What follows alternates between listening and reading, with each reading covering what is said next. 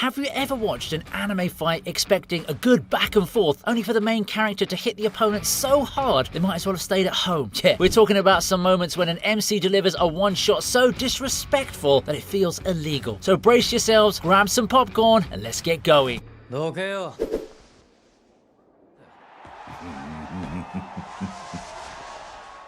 死ぬまでやれ。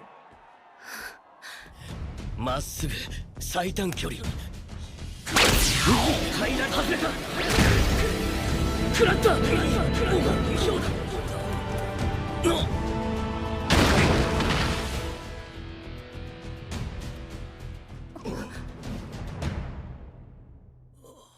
Muhammad Ali Jr. spent the whole arc running around acting like he was Baki. He was out here challenging top-tier fighters, flexing his boxing skills, and even trying to steal Baki's girl. But reality hit hard, literally, when he stepped up to Baki himself. Now, you'd think this was a decent fight, right? But the fight barely even started before Baki sent Ali Jr. to another dimension with a single punch. One shot, done. Whether it was Jack, Yujiro, or Baki himself, he went after the strongest people on the planet with the confidence of a god, only to get absolutely humbled. I like how this fight didn't just end on who had the better technique, but on who had the greater resolve.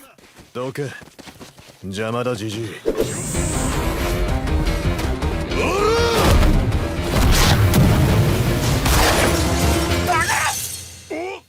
情けねえじじいだ。暑さのせいで注意力が鈍ったことにしてやるぞ。こいつは鏡だ。鏡の四角のこのメカを。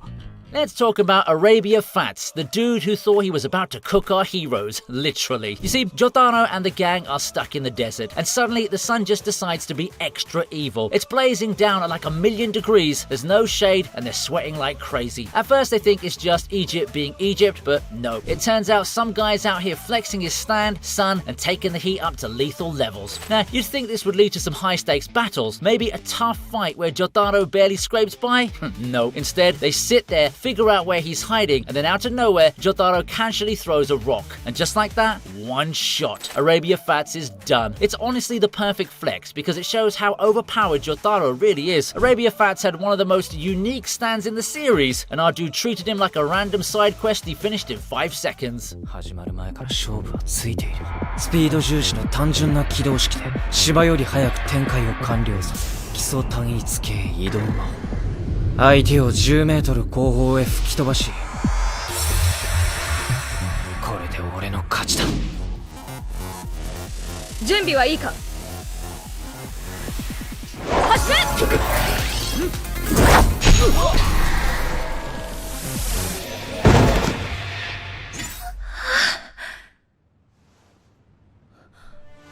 勝者柴達也。 Imagine walking into a fight thinking you've got a shot, only to realize you were never even playing the same game. That's exactly what happened when Hanzo stepped up to Tatsuya in the irregular at Magic High School. So Hanzo rolls in all confident, ready to take down Tatsuya in a school magic duel. But what he doesn't know is that Tatsuya isn't just some regular student, he's basically a walking cheat code. The duel starts, Hanzo fires off an attack, and Tatsuya, he doesn't even flinch. Instead, he just erases Hanzo's magic and instantly floors him with a single hit. Hanzo's first mistake, thinking rank actually matters against Tatsuya. His second mistake, narrating how he was gonna win like he was in a sports anime. Because the moment he started explaining his life strategy, he'd already lost. この世界は全てがあなたにとって最悪の結果になる。さあ未来を挑んでみろ。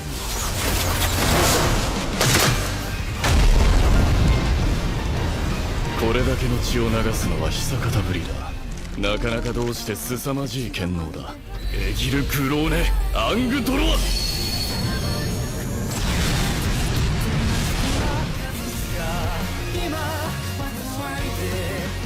あなたの敗北する未来はただの一つも存在しませんでした。お前はあえて目を開かなかっ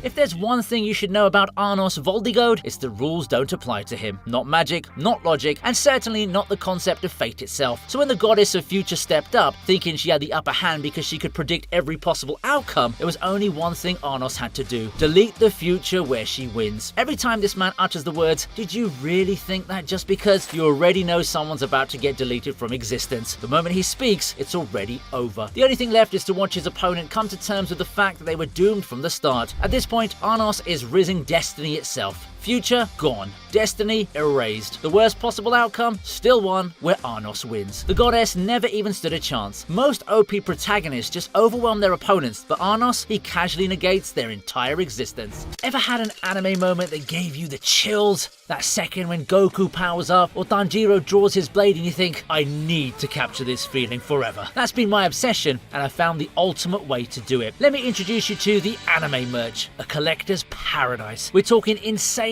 detailed figurines, LED lamps that set the perfect vibe, and shadow light boxes so immersive you'll feel like you're inside the anime. I just unboxed their Naruto figurine and my collection will never be the same. They've got everything: Naruto's Rasengan mid-action, Bleach battles frozen in time, Demon Slayer moments that'll have your friends asking, where did you get this? Even solo leveling before the hype explodes. Imagine this: midnight, your room, dark, except for the glow of Sasuke and Itachi's lightbox, shadows dancing on the walls. Or a Goku LED that pulses with energy, making your friends lose their minds. No cheap knockoffs, just collector-worthy pieces that belong in an art gallery. Use code VINI for 10% off your first haul. But hurry, the best pieces vanish fast. Your anime shrine isn't complete until you check out theanimemerch.com. Links in the description.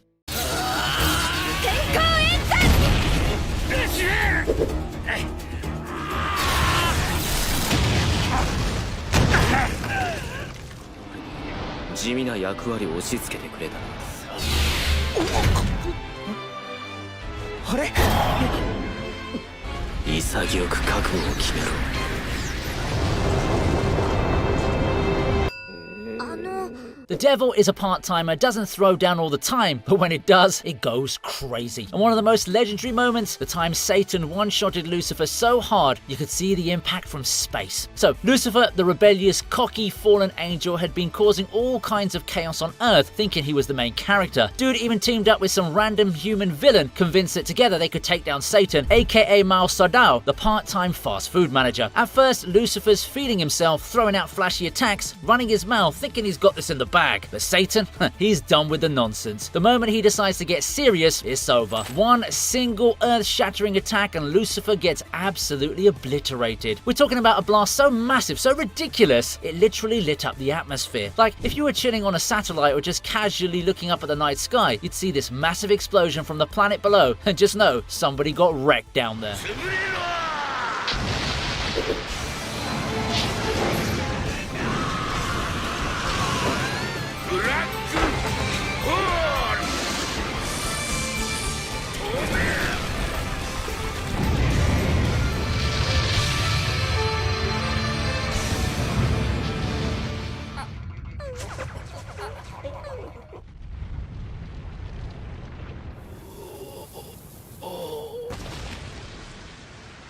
Let's talk about Natsu versus Blue Note. This moment explained how one should never be the first villain after a time skip. Blue Note's Stinger learned that lesson the hard way. Back in the Tenro Island arc, this guy was built up as a monster. He had gravity magic so strong he could casually crush the battlefield, and he was putting serious pressure on Gildarts, the powerhouse of Fairy Tail. This dude even tanked Fairy Glitter without a scratch, something that nearly folded Laxus when Jura used a similar attack. Natsu, fresh off a one-year training arc, takes one look at Blue Note's gravity magic and walks through it like it was nothing, not even phased, not even trying in fact. Then, without wasting time, he straight up one-shots Blue Note so hard that dude probably reconsidered every life decision that led him there. For a guy who once fought Gildarts, this was the ultimate fall from grace, and if there's one thing we learn from this fight, it's that Blue Note will never be messing with Fairy Tail again.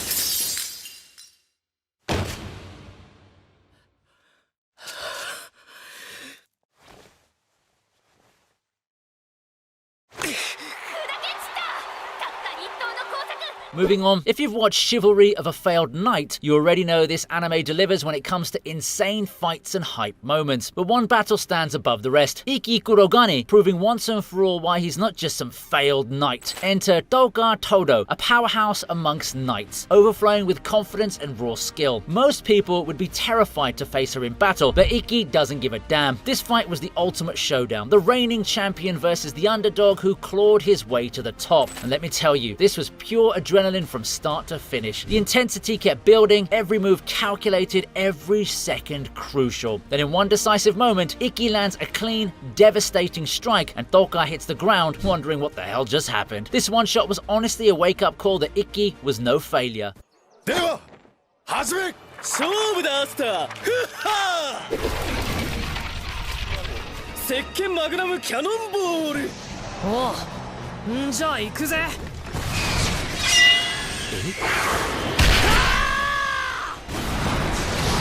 Oh man, this one is just beautiful. Imagine stepping into a competition thinking you're about to flex on some weakling only to get deleted from existence in less than 2 seconds. That's exactly what happens to Seke. My man showed up, hyped himself up with his offense and defense combo, and then Asta just said, hippity hoppity, I yeet you off my property. Seke had the audacity to believe he stood a chance against the guy who trained like a medieval gym rat for his entire life. The moment Asta swung that massive anti-magic slab he calls a sword, Seke's entire existence got deleted. The dude went from overconfident noble to a permanent comic relief character in a single frame. And the best part, even after being turned into a meme, Seke somehow survived in the series, thriving as the Dark Lord of comic relief. We salute you, Seke. You took that L like a champ. Enjoying this video? Now would be a great time for you to give this video a like and also maybe consider subscribing to this channel. Your one like goes a long way, and my team and I are working on some amazing content just for you. So don't miss out and join the club. Thank you. Let's look at the next entry now, shall we? こんなんで私を捕まえたつもりになってんじゃねえわよ。あいつ柱ごと壊して抜け出ようとしてます。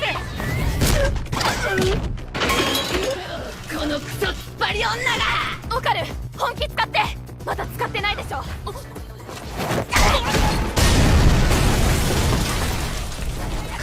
抑えらんない。撃ち殺したら。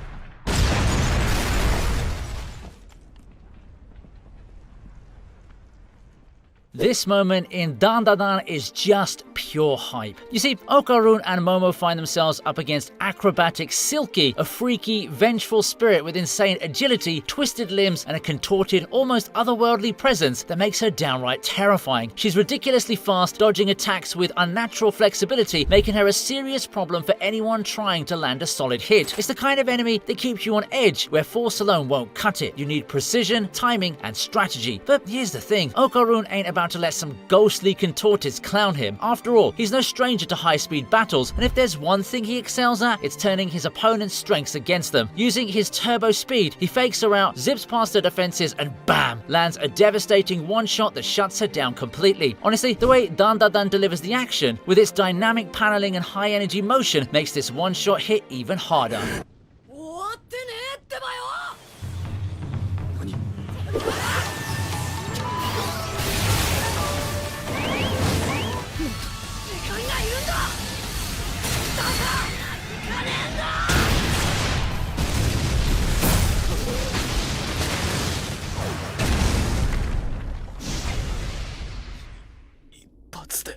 Let's talk about one of the most disrespectful one-shots in all of Naruto. The moment Naruto absolutely folded Toneri in The Last Naruto the movie. So, Naruto really looked at Toneri, a dude who split the moon like a boiled egg and said, hold this right hook real quick. This man was throwing around truth-seeking orbs, trying to flex his celestial level chakra, and Naruto just tanked his strongest attack like it was a light breeze. Not only that, but he focused all his chakra into his fists, just pure hands. The moment he connected, Toneri basically had a flashback to all his life choices, questioning why he ever thought stealing Hinata and cutting the moon in half was a good idea. And let's not forget, this was Naruto not even using his full 6-path mode. He just used KCM Sage mode and still folded Toneri. So the moral of the story is, if you ever find yourself on the receiving end of a Naruto Uzumaki right hook, just accept your fate and stay down.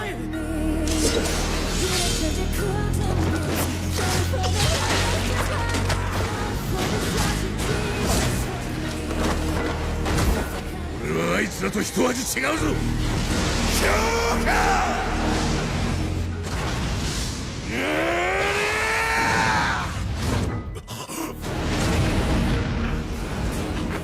俺はな絶えずレベルアップしてんだよ。おーい待て殺すな払うから3度も殺そうとした相手にてめえ俺の弟が誰だか知る Up next, we have a moment when Sung Jinwoo announced his arrival to the world of power. After getting betrayed and left for dead, Jinwoo should have been the one running scared, but instead, when the hunters returned, all confident and cocky, they found something way worse than the boss monster waiting for them. Sung Jinwoo standing there like the final boss of their nightmares. He just carried out pure, efficient annihilation. 1 slash, 1 kill. Every strike was like an execution. Cold, calculated, and effortless. It looked like it was a cleanup job. The cherry on top, that hauntingly bittersweet OST playing in the background. It wasn't hype, it wasn't aggressive, it was almost sad, because Jinwoo wasn't fighting out of revenge or hatred, he just was. And that quiet ruthlessness, that's what made this moment hit different. One moment they were arrogant hunters who thought they were in control, the next they were just names on Jinwoo's kill count. オッケー。じゃあ死んだ方が負けでいいね。お前の亡きがら俺様がこの手でバラバラに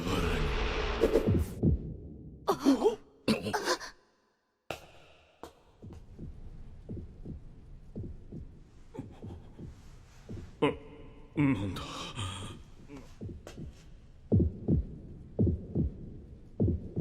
それ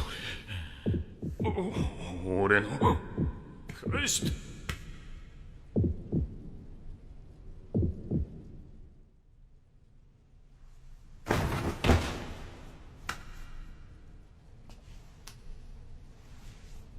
Sneaking onto our list is Killua vs John S in Hunter x Hunter. Killua Zoldyck is the definition of a prodigy. His speed, agility, and sheer power make him an absolute menace. So when he went up against John S the Dissector, a creepy dude with a disturbing obsession with cutting things, including people, the outcome was a no-brainer. John S had that unsettling mad scientist vibe, convinced he was untouchable. He probably looked at Killua and thought he had an easy victim, but the moment he stepped up to Killua, yeah, he signed his own death certificate. Dude barely got a chance to process what was happening before whoosh, Killua ripped his heart out like he was casually picking an apple from a tree. Killua's lightning fast reflexes and pinpoint precision turned this one shot into the ultimate know your place moment. He even wrapped it up in a neat little napkin like a to-go order. That was one savage move.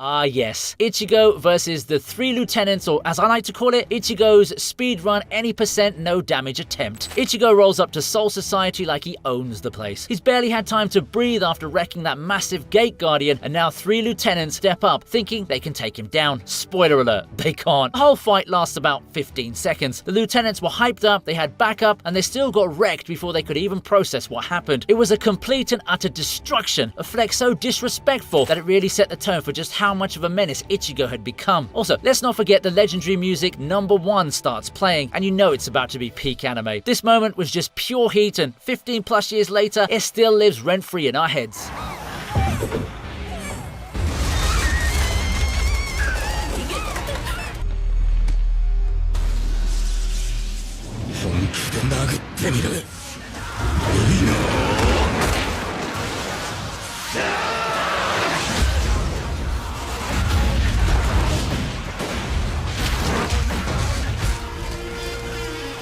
ガーフガー isn't your typical hero. He didn't start off as some overpowered prodigy, effortlessly cutting down enemies left and right. Instead, he's had to fight tooth and nail, struggling to balance his human side with the overwhelming power of his kaiju form. But when the moment comes for him to step up and protect his team, he doesn't hesitate. Faced with a monstrous kaiju terrorizing the city, Gaafgar doesn't just engage in another fight. This is his chance to prove that he's not some fluke. And how does he do it? By one-shotting the kaiju. Yeah, you heard that right. One hit and it's game over. Gaafgar may not have been destined for greatness, but this moment proved to everyone that he had what it takes to be the main character. It's a ridiculously satisfying moment because you've watched him struggle, doubt himself, and push through obstacles. And now he's finally arrived.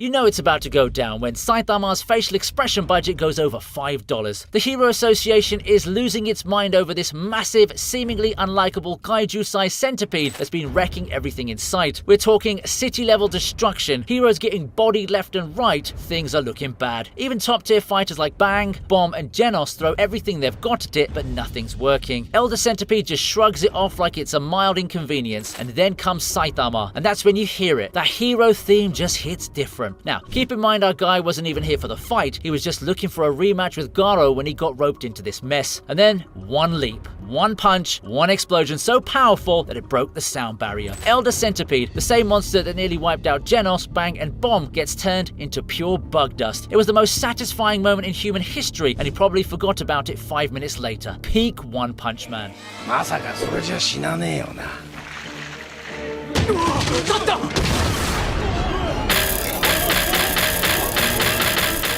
あいつらが友達だって。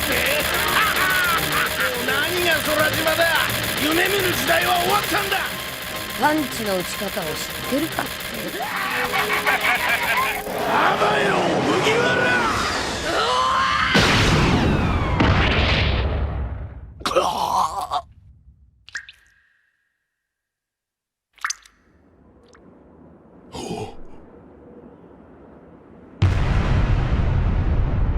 In the chaotic world of the Grand Line, countless pirates swagger around, convinced they're the strongest on the seas. Amongst them is Bellamy, the self-proclaimed hyena who wastes no time mocking Luffy the moment they meet. He scoffs at Luffy's dream, belittles his ambition, and sees him as nothing more than a fool chasing fantasies. At first, Luffy doesn't bother responding. Why waste energy on someone like Bellamy? But then, things take a turn. When Bellamy crosses the line by attacking Luffy's friends and stealing their hard-earned gold, Luffy can't ignore it any longer. It's time to teach this loudmouth wannabe a lesson. What happens next is nothing short of legendary. With a single, effortless punch, Luffy drops Bellamy like a sack of bricks, leaving the entire crowd in stunned silence. In that moment, reality hits the spectators like a tidal wave. One day, he'll be the Pirate King. And with that, we're wrapping up some of the best MC one-shot moments. As always, do let us know your top entry. And if you like this video, take a look at this one too. Alright, see you.